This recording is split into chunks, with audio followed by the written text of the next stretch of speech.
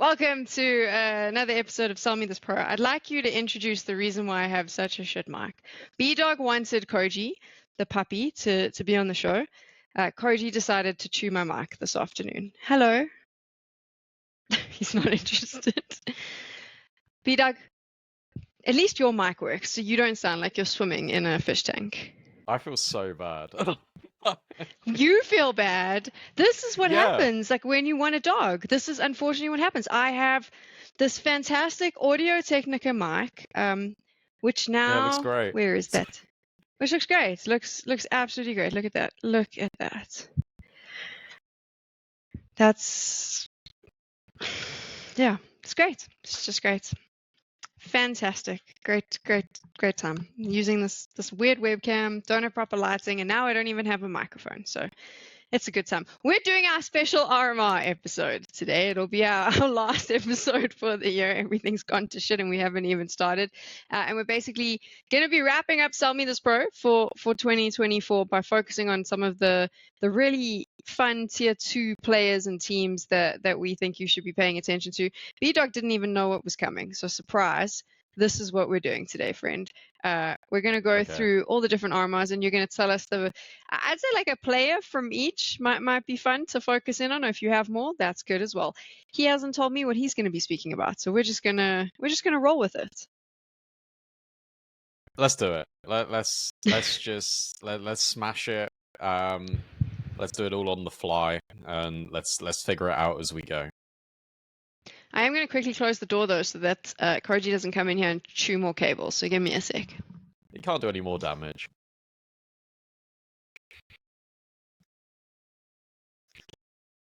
Oh no.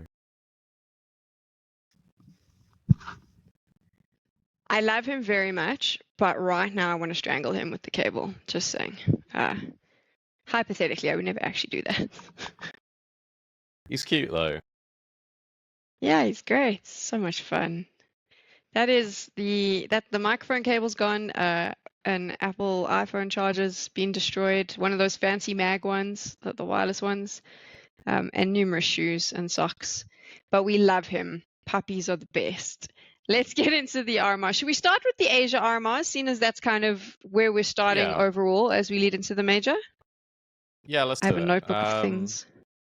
Yeah. It'll be an interesting one. Like, obviously, Asia RMR, you're expecting the favorites being obviously Mongols, who just won Thunder Pick. You've got FlyQuest in there as well. You've got OwnerPixels DRILLAS, who, I mean, I don't know what that team's going to do. That'll actually probably be quite good. And I think he's going to be there, so that'll be hilarious. Does it count as an Asian team? No, but I mean, until they get ruled out by Valve, they're just going with it, aren't they? So it's the Asian RMR team with all the Europeans. There we go. That's going to be happening, right? And so when you take a look at the Asian teams, which is the one that's sticking out for you? Because I mean, the obvious one for me is the Mongols, right? Yeah, I mean, of course, like it's going to be them and FlyQuest. Obviously, FlyQuest looked really good in Atlanta for Challenger, right? So they'll be on a high. Obviously, Mongols have been performing incredibly well. I'm not actually too excited about Lin Vision, even though we've seen them at a couple of events. I'm not. There's 3 spots for this RMR. I expect them probably to do it. I think Rare Atom have actually got a really good shout in this. The Talon team's cool that they're there. And Alter Ego is the Bentet team that I think people will sort of know, but won't be too familiar with the players. There's a player on there actually called Aid Kit that used to play for Blue Jays in Europe, and he was on the same Blue Jays lineup where Sassanito was before he moved to Apex, and it was sort of him and Sassanito that was sort of carrying every single Blue Jays game. I actually just looked at his rating just now, and he's like a 1.68 in APAC, which is just ridiculous. So I think he'll be good. Netic from Talon is also a good shout for players just to watch out for. Li Hang as well from Rare Atom is very good. And obviously Kaze, people will know Kaze. So they're probably like three guys that I'm interested in watching in the most from the Asia RMR. But otherwise, like I'm expecting FlyQuest Mongols and then Lin Vision and hey, maybe DRILLAS. Why not? If you had to choose one player though in the Asian RMRs, and that was the pro that you were selling, and we're going to try and keep this in the Okay. I think. Yeah, I think if we're going to do this, let's set up some ground rules, because obviously when we move to Europe, you know, it starts becoming pretty obvious where we're going to be leaning. So maybe it has to be one of the outliers, right? Sure. The players and the teams that maybe people aren't. It's not. We're not doing a pick from G2. Like no one's going with Mulbs type of vibe. It's got to be maybe the ones that you weren't necessarily expecting. So if you had to choose someone from Asia, where would you be leaning?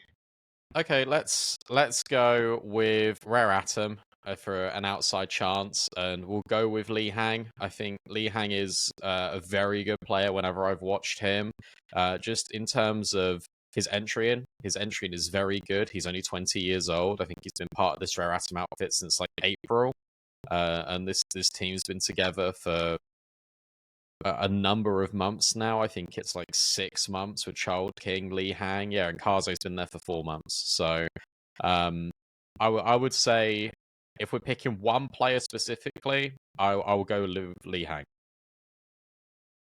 Li Hang, there we go. That's your Asia pick. And we're gonna revisit these in 2025 to see who even gets into the major and how far they go. But for now, it's just who you can keep your eyes on, because obviously the RMRs are underway and that's where all the focus is. America's RMRs. I know how much you love Brazilian Counter-Strike, my friend. Are you going to be leaning the way of South America for this one? Well, I've got to pick one player for the whole America. Is this hard when there's so many teams? No, right? I feel like you have to. I feel like for the Americas, let's push it out. Yeah, we got to do 2, right? We got to do 2 here. Should we do one North American player, one South American player? Should we do that? I like that idea. Let's go for it. Let me reacquaint myself with who's actually attending America's RMRs that are North American. So I already have my South American. I have my South American player already. Okay. But I don't know if he counts. It'll be fun if you do it as well. Can you do it as well? Yeah. Okay, so we've done him before. Okay. But now I've become a little bit obsessed with him because we did him so early on before Cologne. And like for me, that now he's like, I need him to succeed. It's Snow, yeah, from Pain. Like it had to be, right? That's who I rate from South America. You got to keep your eye on. Also, I got to see him now at ESL Challenger Katowice. And while Pain wasn't 100% great, I felt like they looked pretty good. I mean, they might not have been in the finals, but there's definitely a trajectory of up, which I'm hoping will play in their favor in the RMRs. They got a little bit of land time as well. The team looks good. I'm going to lean towards Snow. That's my South American pick for the player to watch. I'm not at all biased that we featured them before, but that's where I'm going. That's fair. What I will say with that Pain team, actually, just to add, I guess, extra, is that I don't think if they are making it out, I'm sure they make it out the RMRs to the major. If they want to do well at the major, Cowes needs to play well on LAN because he's been really struggling at LAN events in particular. So for that team in specifically, you're looking more towards Cowes because Snow's been stepping up on LAN. So yeah, that's an extra tidbit for me. If they want to do well, Cowes needs to sort of step up really on LAN. We'll keep on the vein of South America. I'll go with someone we've done as well. In that case, then I'll go with Venom Zero because I just think Venom Zero has got a lot of potential. I knew it was gonna be. It's between two. I knew you were gonna do Red. I always knew you were gonna go with Red Canids though, because you've been like low key hyping them up for a while. You've told me to watch them. They've been really mid. Like, I really want them to do better than they are, but they've been like incredibly mid. So if they make the major, that would be amazing. Can they make the major? To be honest, it's actually looking really tough for them, considering how well M80 are playing right now. Considering like you've got Furia, Liquid, Cole in here, you've got Imperial, MIBR. Like this is tough, and that's even talking about like 9Z. So yeah, I want Venom Zero to do well. We'll go with Venom Zero because obviously we featured him before. I do think that Red Canids, the thing with Red Canids people will be attracted to is the name value of Henny, Coldzera, Davideus, and that core is exceptional. But I think Venom Zero is a very underrated asset in that team. So let's keep watching Venom Zero. Let's back the boys and the horses we've done before on the show. And yeah, let's stick with Venom Zero. There we go, Venom Zero. And then if you had to go North America? I'll tell you what, let's throw in a name that people might not have heard of before, but I think it's a really interesting story, actually. We'll go with Fruit Cup from Boss. People were like, okay, who is Fruit Cup? And I just thought that, yes. I had the privilege of watching Exner do all of his live streams, and he was covering the America's RMR extensively, and casters don't have sleep schedules, and my sleep schedule was wrecked. So I was like, okay, I want to watch as much of the RMRs as possible.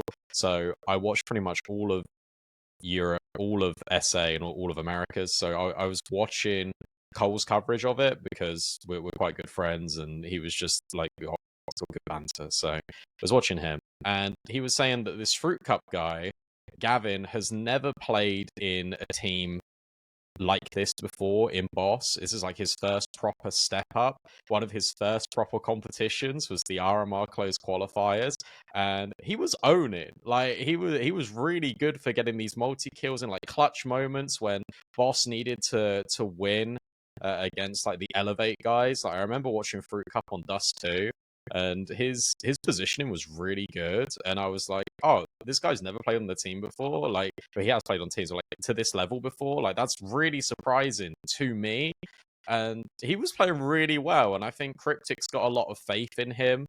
And the way that they're trying to set him up is almost to sort of be like the Lake type of player, or like the Swisher type, where you've seen them perform really well just in North American outfits before. So I'll go with Fruit Cup, but a really like under the radar, no one truly would know who he is outside of North America. But I enjoyed watching him when I was watching the streams, and he's a name I instantly remembered when I looked at this list. So I love that, and now I'm going to be keeping an eye out for Fruit Cup. I kind of like his in-game nick as well. It's kind of funny. Yeah, it's good as well. I think I'm going to go. It is good. I'm going to go with the safe bet. It is Lake from M80. I feel like he had these massive shoes to fill when Melbs headed out. I think there was a lot of commentary around him maybe not being able to do that. I think he looked really good. Then not so good at ESL Challenger Atlanta. So I'm curious to see how this now plays out at the major, but I think he is going to be the deciding factor as to whether or not we see M80 make it through to the major itself. Yeah, I agree with that. We also called out Lake as a player to watch when we did that Pro League episode, right? So it's nice. We're still keeping it and like checking in on our players. A full circle. That's it. That was what I was looking for. Full circle. I mean, we could also talk about the Liquid player if you want. I don't know if we should bring up players we've spoken about before. No, so we weren't very kind. Listen, we weren't very kind to Ultimate, right? When they signed, and then he had a good start, but I don't feel like it's going so well leading into the major. Hey, look, he had a good start. I was quite negative. Maybe I shouldn't have been as negative. I think I was just more annoyed at what Liquid were doing in terms of their stature as an organization. But they wanted to take a chance on him. Twists obviously transitions into the in-game leading role, wants to sort of put his own mark on things. We don't know how much autonomy Twist has kind of got in that outfit for Liquid, but you imagine it's quite high. So if he said he scouted him, he wants to try him, he's tried him. They had a good honeymoon, Liquid. They're now not doing very well. And I don't think anyone's really that surprised, apart from Liquid fans. Yeah, I don't know. I guess I apologize because he had like 2 good events, but I actually retract that apology now. I knew it'd be kind of mid when he is, so whatever. I think he'll be okay. I'm glad that we sort of had the stonewall opinion of he wouldn't be that good, because now we've got that next to our name as the first ever episode to say with this pro. because he's not currently doing too great. Do you think that they'll qualify for the major? Yeah, they should do. I mean, come on, they are good. Like, there's no, I don't think that's even a question, really. I think it would be more upsetting if they didn't, and I think it would be more embarrassing if they didn't compared to last time in Copenhagen. I feel like you could give Copenhagen a pass, but now you definitely can't give them a pass. They need to qualify for the major. Fair enough. Okay, let's move on now to the EU side of things. We've done Asia and the Americas. EU RMRA is going to be specifically, that is in my opinion, one of the toughest groups. Na'Vi, Vitality, Mouse. I'm reading this off a screen because I would never remember all of these teams on my own. FaZe, Saw, Falcons, Sangal, BB, Fnatic, Gamer Legion. I mean, I can keep going on, but you kind of know the mix we're in right now. And we've featured a lot of the players that you're going to see in Solving This Pro over the last few months. There are a few here that we've spoken about. So my question to you is, if you had to pull a player from this particular group, which is the one that you're keeping an eye on? One. Oh, okay. Okay, so to be fair, we can't pull from. We're going to be really strict here. And if you're playing along at home and pulling players, you can't go and pull someone from Vitality. We need to be realistic here. We're trying to focus on players you might not keep an eye out. So, like, I would argue that Na'Vi, Vitality, Mouse, FaZe, no one's calling anyone on Falcons. They're all old anyway. Falcons is out. So where are you leaning? Do you want to do two? You can do two, B-Doc. I'll give you two. All right, thank you. Because the reason why I wanted to do. Oh no, there's so many. No, it's okay. It's okay. I'll tell you what. We'll do one where we've spoken about them before, and we'll do one where I haven't really spoken about them before. I think that'll be fun. And we'll do. I like it. We'll do two AWPers, okay? The one that we do know is Icy. I feel like I've got to pick Icy. That Cloud9 team's looking pretty good right now. I think Axar's getting back into form as well. Heavy God just needs to up his consistency. When I was watching Cloud9, probably like 3 weeks ago, to be honest, was the last time I casted them. Heavy God was quite mid, and it felt like he was being set up to be incredibly aggressive when the rest of the team weren't ready for him to be aggressive, and it felt like there were communication issues in the team as a whole. So that needs to be ironed out. I'm sure it will be before the RMR, but Icy has looked very, very good, and the issue is we haven't had enough events to really see him shine, and he got one of his breakout events during the RMR with Amcal. So I'm expecting big things. He's going back to the same place where he set those high expectations on himself. I think he's now in a better outfit. So I expect Cloud9 to make the major, and I expect Icy to be the forefront of why they're doing it. If it's not him, then it has to be Axile, but it should be Icy. So we go with that one. And then another player that we've not really spoken about, but it's an interesting story, is BetBoom. I was actually going to talk about a different team, but I've changed my mind literally last second, because people will know this player and people will be thinking, oh, he's kind of been on the cusp of everyone's radar for a little bit, but where BetBoom has sort of fallen off, we're not really speaking about them anymore because BetBoom are kind of CCT merchants at the moment. All they're doing is winning CCTs, and that's it. But Magnojez, however you want to say it, that this guy is a beast. This guy is very, very good. And if BetBoom want any chance of qualifying to the major, it needs to be through Magnojez, and it needs to be through Zorta. But Magnojez in particular has got the ability to turn games in an instant. He has got the raw ability to be one of the best riflers in Tier 2 if he unlocks his potential, or if Naphany is able to unlock his potential during that event. I think BetBoom have actually got a very outside chance of qualifying to the major just because of him alone. That's like a big statement to make. He's very good. I'd be interested to see if BetBoom make it through. I'm pushing for Icy. I think Cloud9 is starting to look good. And again, I'm kind of going back to the players we featured before and doubling down a little bit because I like the idea that we may come out on top here, and say, look, we said it and here they are. But also I do think that Cloud9 is peaking at the right time, which is really important. I think that's something that a lot of us don't pay attention to, is the need to get to a particular trajectory just before takeoff, if you like. Any other players in EUA that we're focusing on here? Well, you got the obvious ones that we've mentioned on previous podcasts, right? We've got Matties, LNZ, Morisco, Mikey are in there as well. I think Gamer Legion will be good. Flamus, I think we might not have spoken about, but I've spoken about Flamus before on broadcasts when he was in Namiga, and Namiga have also made the RMR, and I think people were talking about Xanta a lot at the moment, because he performed pretty decently in what was the event that they just won, Res, but I think Khan is the most, in terms of people that need to perform in that team, people that can perform in that team, I think Khan would be more impactful than Xanta popping off in Amiga. So, yeah, probably Khan is the only other one that I'd keep your eye on, but we're not selling right now. Okay, so let's move on to the European RMRs B. So that is a mix of obviously the big dogs, G2, Spirit, Eternal Fire, Heroic, VP, Astralis.